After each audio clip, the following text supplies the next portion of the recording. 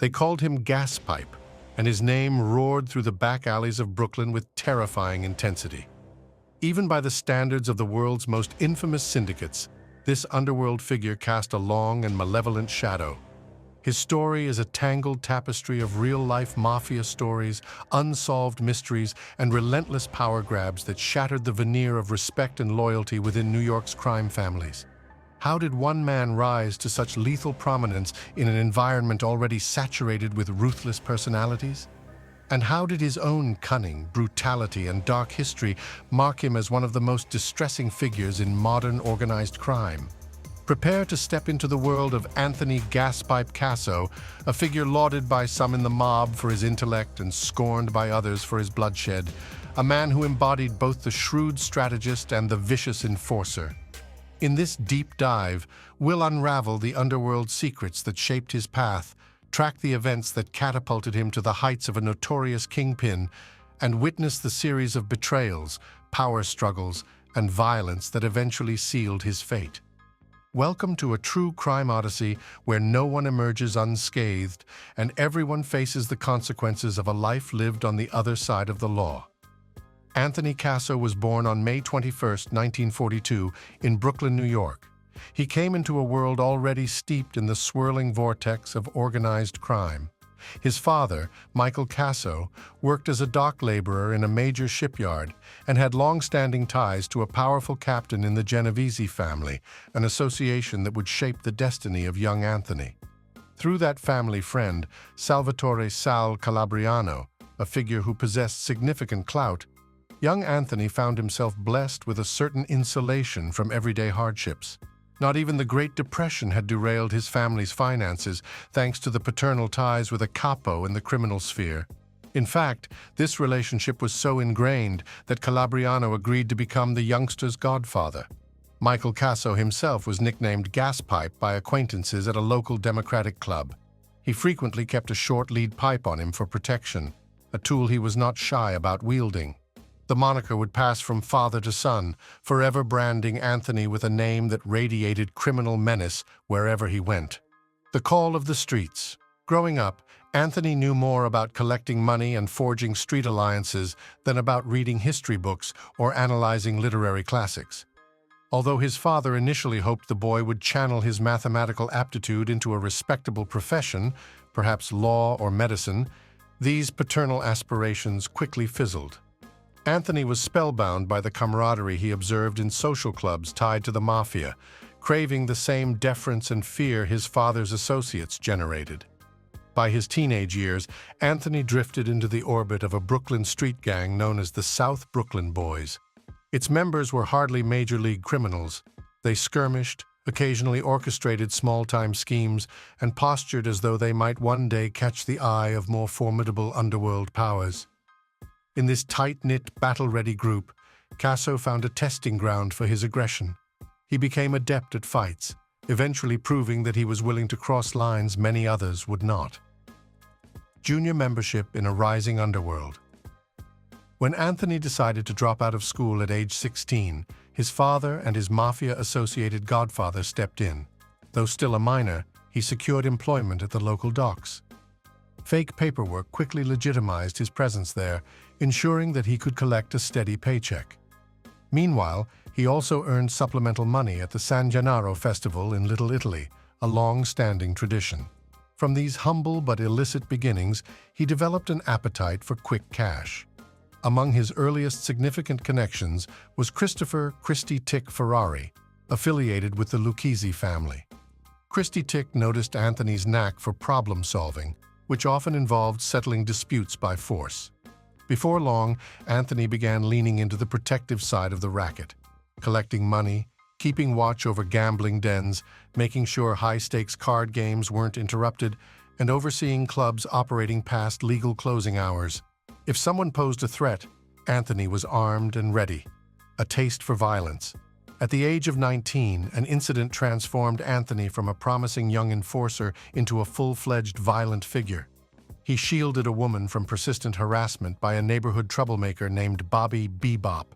When Bebop refused to leave the woman alone, a physical confrontation turned deadly. Anthony drew a firearm and shot him several times. Bebop survived, but the tension escalated quickly. With the victim's family belonging to the Genovese orbit, revenge became a real possibility. The young Casso took refuge in a family friend's secluded property, while his father and Sal Calabriano negotiated to avoid a deadly blood feud.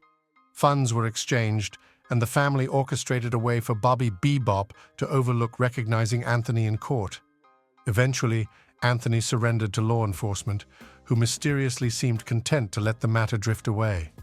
From that point onward, Casso carried a gun consistently.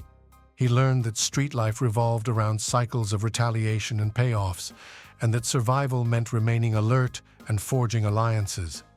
Ascending through robbery and drug deals, the teenage Anthony began working with local truck drivers, creating a fraudulent scam. He would position himself as a buyer, paying a truck driver a set sum for a vehicle loaded with sellable goods. The driver would then report the truck stolen, the authorities would find the empty vehicle, and Anthony would resell the merchandise through fences. The entire scam exemplified how cunning manipulation of city systems could yield large returns. In addition to these petty schemes, he showed promise in reconnoitering banks, acquiring specialized equipment, and cracking open vaults and safe deposit boxes under cover of darkness. With his father still alive to offer guidance and moral support, Anthony grew comfortable orchestrating more elaborate heists and forging ties with hardened criminals. In the shadow of family and friends. When Michael Casso passed away in December of 1970, Anthony lost a stabilizing force. While the older Casso had tacitly condoned his son's activities, there was still a paternal presence to help shield Anthony from the mob's darkest corners. Though he grieved deeply, Anthony channeled his emotions into the bypass crew he led. These men specialized in carefully planned robberies, especially at jewelry stores and bank vaults. They invested in highly advanced equipment, including sophisticated torches and bulletproof vans. The group even bought alarm systems identical to those installed in the target venue, practicing for days until they learned how to disable them. Their meticulous preparations yielded substantial hauls, allegedly amounting to well over $100 million in combined cash, bonds, and precious items across multiple hits. Anthony nurtured an extensive network of contacts able to buy stolen merchandise without raising eyebrows, reinforcing his leadership credentials and fueling his personal ambition. The big leagues, from safecracking to homicide. Although he excelled at high-end robberies, Anthony would soon prove he was equally adept at lethal violence. His mentor, Christopher Ferrari, introduced him to new avenues of power. If you demonstrated skill in enforcing orders, collecting debts, and eliminating obstacles, more lucrative prospects awaited. In the early 1970s, Anthony was asked to eliminate a suspected informant within the marijuana distribution circuit. He effectively carried out the assignment, solidifying his position as both a strategist and executioner.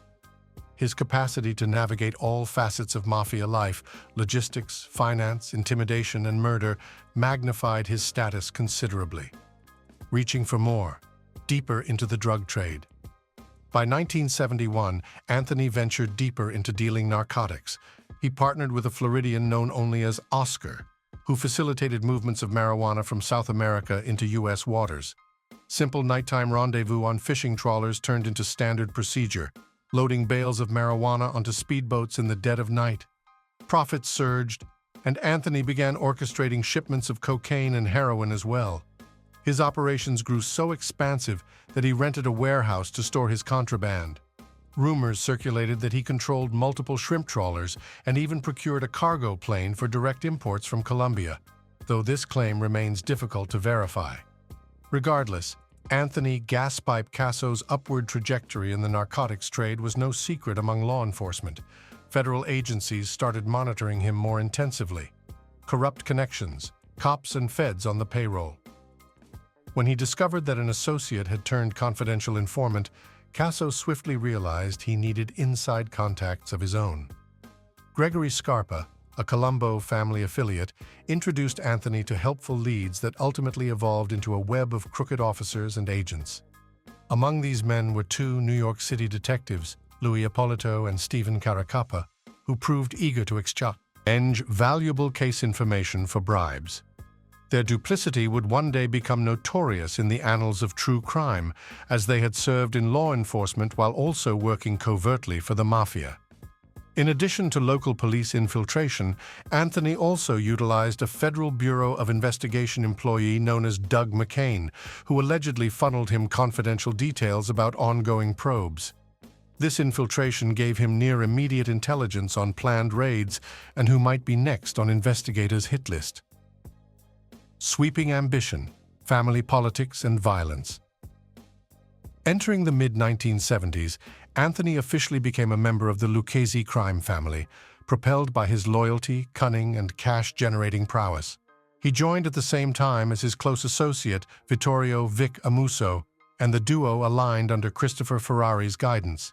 Behind the scenes, Anthony recognized that operating such extensive narcotics and burglary rings would inevitably make him a prime target for the feds. Yet instead of curtailing his illicit dealings, he and his partners kept doubling down, embracing risk, forming alliances, and swiftly neutralizing threats. His success didn't go unnoticed by the upper echelons of the Lucchese family. Some predicted he might one day become a powerful capo, or captain, within the hierarchy. But Anthony, selective in choosing positions that fit his broader goals, initially declined the offer. He instead recommended Vic Amuso for promotion, a strategic move that deepened their alliance and mutual trust. Balancing allies and enemies. Throughout the early 1980s, major changes were brewing in the broader realm of organized crime. The Lucchese family, like many other crime families, suffered from intensifying scrutiny due to new racketeering laws. Government informants, both coerced and voluntary, multiplying in number, threatened to unravel crime families from within. It was during this era that Anthony cemented ties with Marat Balagula, an emigrant from the Soviet Union deeply involved in a lucrative gasoline tax scam. Balagula, facing pressure from other crime groups, turned to Casso for protection and shared profits in his black market ventures. The partnership grew even more vital after Balagula was threatened by an unflinching Russian gangster named Vladimir Reznikov, an event that concluded in one of the many homicides orchestrated by Casso's network. Concurrently, Tony Dux Corallo, the then boss of the Lucchese family, faced legal trouble.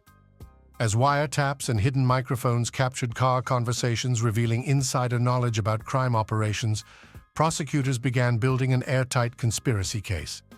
With bosses from other families also ensnared, a high-profile trial loomed. The attempt on his life and brutal retaliation. Under such stressful conditions, cross-family alliances teetered, including relationships with the Gambino, Genovese, and Colombo families. Poisonous grudges started surfacing in unexpected ways, particularly as certain figures encroached on each other's drug turfs or demanded higher tributes. In April 1986, Anthony Casso and Vincent the Chin Gigante conspired to eliminate John Gotti, freshly in command of the Gambino family after the assassination of Paul Castellano. Their plan involved rigging a bomb to a car, intending to catch Gotti on a routine visit. Instead, they ended up killing Frank DeSico, a Gambino capo, while Gotti escaped unscathed. Later that same year, a crew of young thugs, apparently connected to Gambino capo Angelo Ruggiero, tried to gun down Anthony near a Brooklyn restaurant. Spotting them at the last instant, Anthony managed to dash into the building after he was ambushed. Though injured, he survived. Enraged and determined to discover who was behind the attack, Anthony utilized his far-reaching police connections. Eventually, he identified one of the shooters, James "Jimmy" Heidel, who was intercepted by Casso's cronies, including corrupt detectives.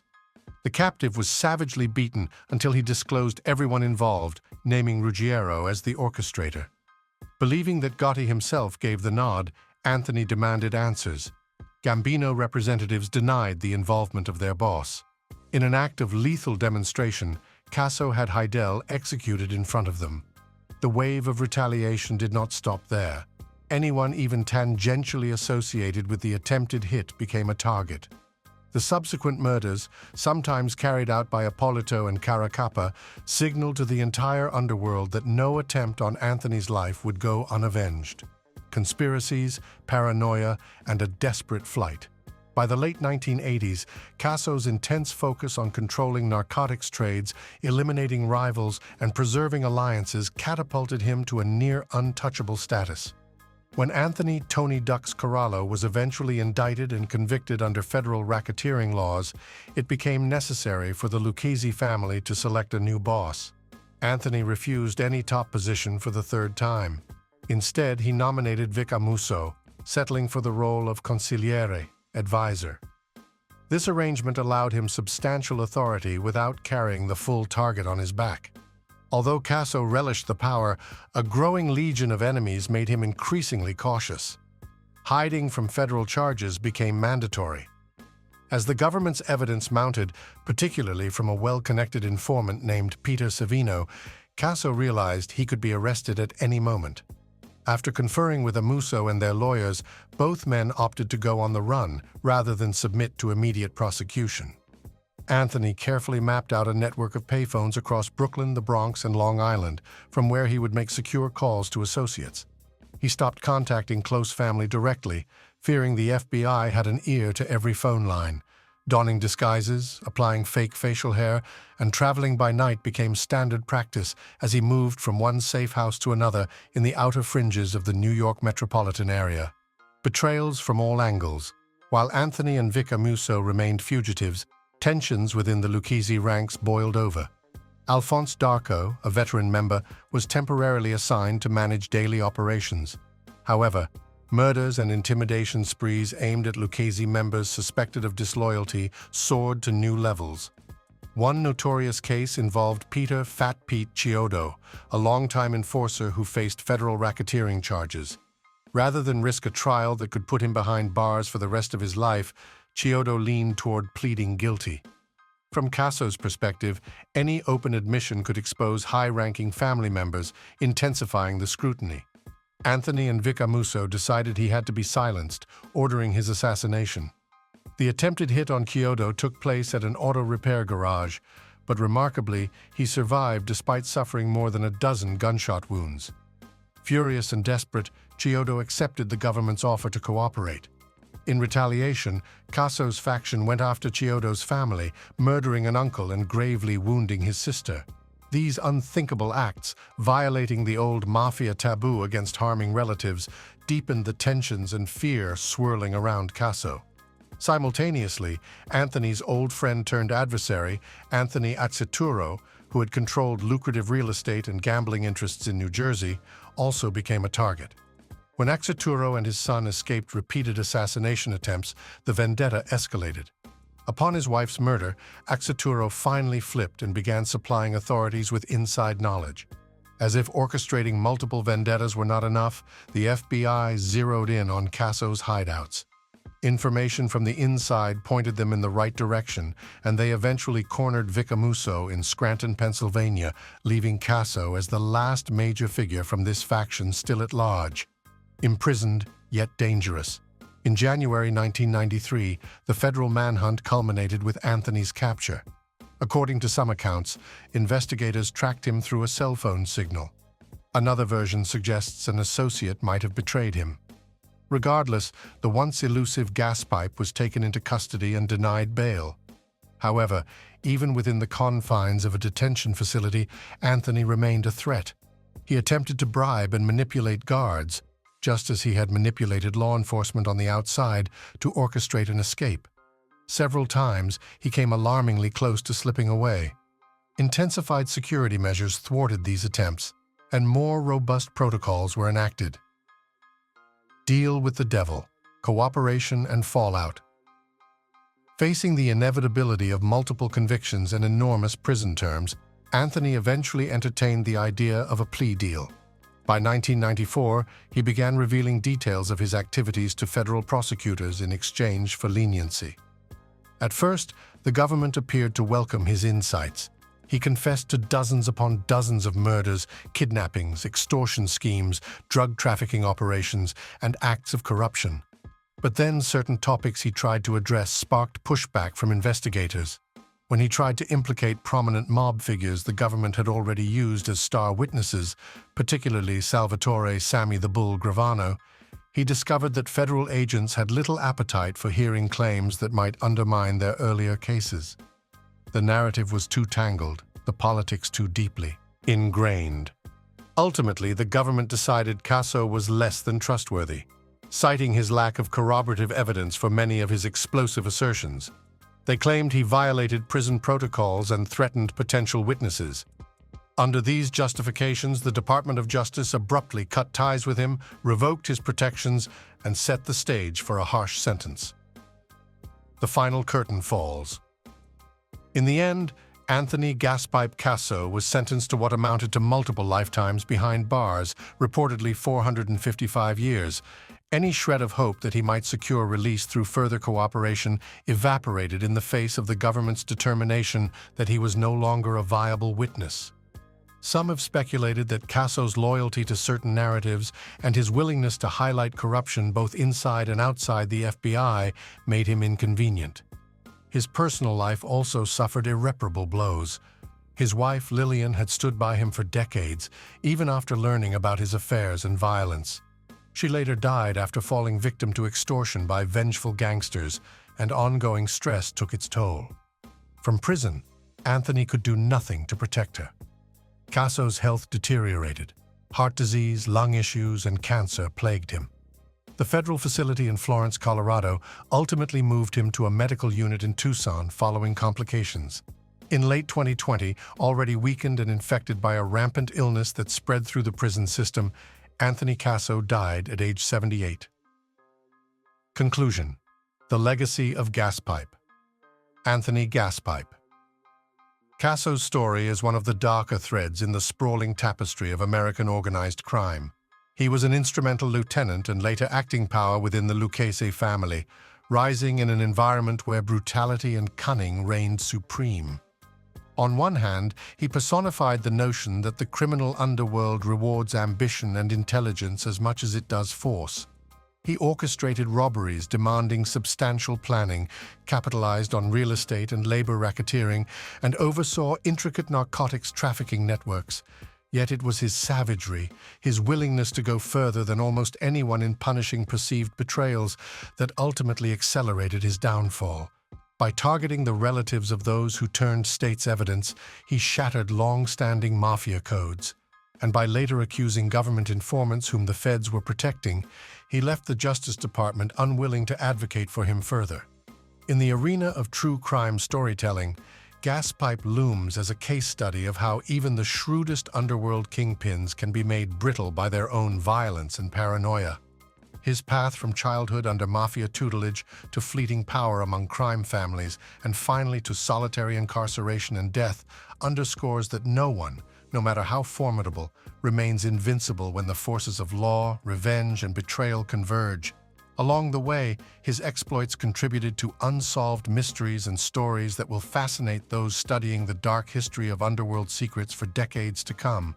The alliances he forged and dismantled, his manipulations of corrupt officials, and his readiness to kill left an indelible mark on mob lore. His final act, dying in custody, is a grim reminder that the pursuit of absolute power in organized crime often leads to a grisly, solitary finale. From an early inheritance of corruption, to the raw violence that defined his adult life, to the ceaseless betrayal that trailed him, Gaspipe's life embodies the stark magnification of ambition and brutality nurtured in the cradle of notorious kingpins. His story endures as a vivid chapter in the archive of infamous syndicates, serving as a cautionary tale for anyone drawn to the lure of wealth and power achieved through bloodshed. Final summary. Across every stage, Anthony Gaspipe Casso's journey through organized crime was shaped both by his remarkable intelligence and his merciless strategies. He transitioned from a streetwise teenager running minor scams to a highly influential figure dealing in drugs, racketeering, and lethal violence. His alliances with crooked cops and federal insiders gave him extraordinary leverage, enabling him to outmaneuver rivals and regulators alike.